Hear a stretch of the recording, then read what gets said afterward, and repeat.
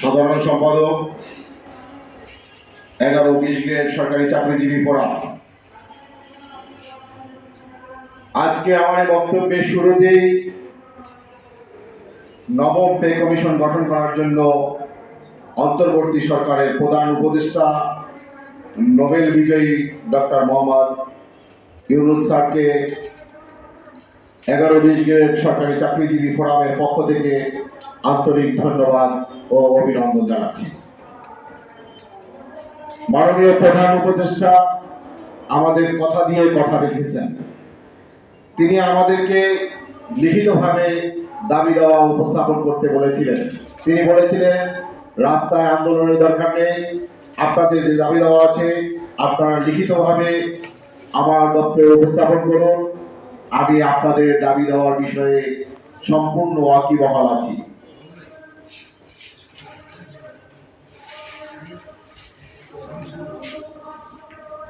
তার কাছে এই লিখিত দেওয়ার পরিপ্রেক্ষিতে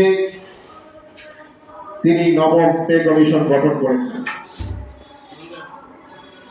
এই পে কমিশনের কাছে আমাদের দাবি হচ্ছে ন্যায্যতার ভিত্তিতে একটি বৈষম্যমুক্ত পে স্কেল।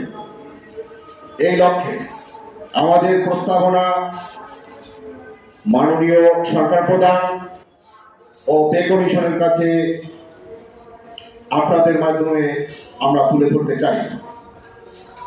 বিদ্যমান বাজার পর্যবেক্ষণের মাধ্যমে বাস্তবতার নিরিখে 2015 সালের বৈষম্যযুক্ত পে স্কেলের চরম বৈষম্য দূরীকরণ ও গত 10 বছর 2টি পে স্কেল বঞ্চিত হওয়ার বিবেচনায় 6 সদস্যের পরিবারের জীবনযাপনের ব্যয় হিসাবে কর্মচারীদের মতামতের ভিত্তিতে নিম্নবর্ণিত একটি প্রস্তাবনা তুলে ধরা হলো।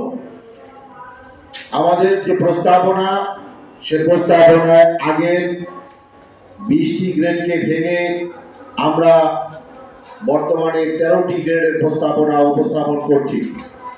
এই 13টি গ্রেডের প্রথম গ্রেডে আছে, প্রথম গ্রেড প্রস্তাবিত গ্রেডের প্রথম, সেখানে 1,28,000 টাকা। দ্বিতীয় গ্রেড প্রস্তাবিত গ্রেডও দ্বিতীয়, সেখানে মূল বেতন প্রস্তাব করছি 1,15,000 টাকা। তৃতীয় গ্রেড প্রস্তাবিত গ্রেডও তৃতীয়, সেখানে 1,05,000 টাকা। চতুর্থ গ্রেড প্রস্তাবিত গ্রেডও চতুর্থ, সেখানে 98,000 টাকা। সাবেক পঞ্চম ও ষষ্ঠ গ্রেড মিলে আমরা নতুন পঞ্চম গ্রেড প্রস্তাব করছি, যার মূল বেতন প্রস্তাব করছি 90,000 টাকা। সপ্তম গ্রেড সাবেক, সেটি বর্তমানে ষষ্ঠ গ্রেড প্রস্তাব করছি, মূল বেতন 80,000 টাকা। সাবেক অষ্টম ও নবম গ্রেড, আপনারা জেনে থাকবেন যে সাবেক অষ্টম ও নবম গ্রেডের বেতনের পার্থক্য মাত্র 1,000 টাকা। এই দুটি গ্রেডকে আমরা একীভূত করে বর্তমানে সপ্তম গ্রেড প্রস্তাব করছি, যার মূল বেতন 70,000 টাকা। এবং এটাই কর্মকর্তাদের, অর্থাৎ যারা বিসিএস ক্যাডার, তাদের নতুন যে জয়েনিং, সে জয়েনিং গ্রেডকে আমরা 70,000 টাকা প্রস্তাব করছি। বর্তমানে এটি 22,000 টাকা আছে, যেটি বাস্তবতার নিরিখে কোনোভাবেই যুক্তিযুক্ত নয়। সাবেক যে দশম গ্রেড, সেটিকে আমরা বর্তমানে অষ্টম গ্রেড প্রস্তাব করছি।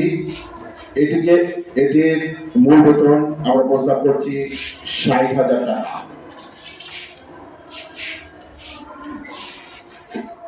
এরপরে সাবেক 11, 12, 13 এই তিনটিকে আমরা বর্তমানে নবম গ্রেড হিসেবে প্রস্তাব করছি, যার মূল বেতন প্রস্তাব করছি 53,000 টাকা। সাবেক 14 ও 15 এই দুটি গ্রেডকে আমরা একীভূত করে বর্তমান দশম গ্রেড প্রস্তাব করছি, যার মূল বেতন আমরা প্রস্তাব করছি 47,000 টাকা। 16তম গ্রেড, যেটা বর্তমানে তৃতীয় শ্রেণীর এন্ট্রি গ্রেড হিসেবে পরিচিত, সেই গ্রেডকে আমরা 11তম গ্রেড হিসেবে প্রস্তাব করে মূল বেতন 42,000 টাকা ধরেছি। এবং 17, 18, 19 আপনারা জেনে থাকবেন এই 17, 18, 19 এই গ্রেডগুলো একটা গ্রেডই ছিল এক সময়, কিন্তু এরশাদ সরকারের আমলে এই গ্রেডগুলো ভেঙে 3টা করা হয়েছিল। সেজন্য আমরা এই গ্রেডগুলোকে আবার একীভূত করে 12তম গ্রেডের প্রস্তাব করছি 37,000 টাকা, এবং সর্বশেষ যে 20তম গ্রেড আছে সেটাকে আমরা 13তম গ্রেডে প্রস্তাব করছি, যার সর্বনিম্ন হচ্ছে 32,000 টাকা। তাহলে আমরা দেখতে পাচ্ছি আমাদের সর্বনিম্ন গ্রেড হচ্ছে 32,000, সর্বোচ্চ 1,28,000, অর্থাৎ 1:4 অনুপাতে 11-20 গ্রেড সরকারি চাকরিজীবী পড়া নতুন বেতন কাঠামো তৈরির জন্য প্রস্তাব করছি।